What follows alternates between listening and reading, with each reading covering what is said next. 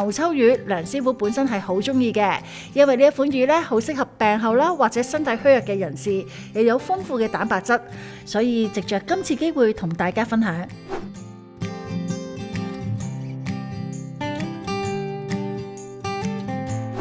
梁師傅你好，你好啊！今次煲咩湯先？生地川芎牛秋魚淮山湯，呢個係淮山、川芎、大生地、紅棗、黨參、薑同埋少少鹽，牛秋魚啦。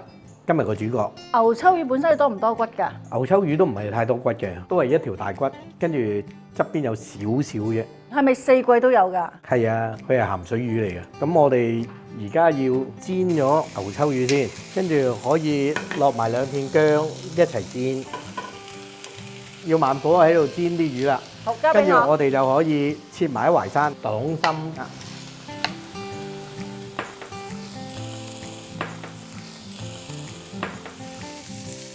好啦，好似而家咁樣金黃色啦，咁我哋就落水啦，可以愛嚟攞個魚湯啦，大約落2公升左右啦，跟住可以落埋黨參、川芎、生地、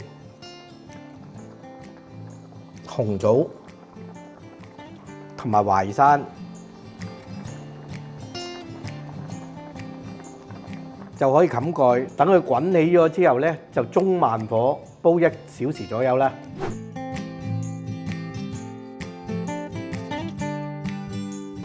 好啦，Didi煲咗1個鐘啦，好似而家咁樣，我哋可以落埋鹽啦。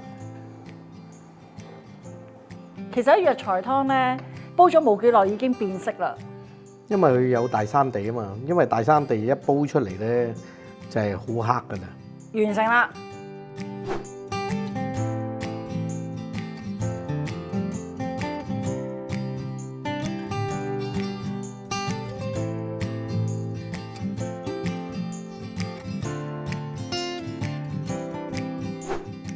試下啦。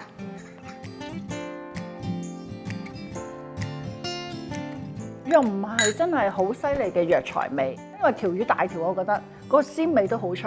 不如問下張博，究竟呢款湯咧有咩益處啊？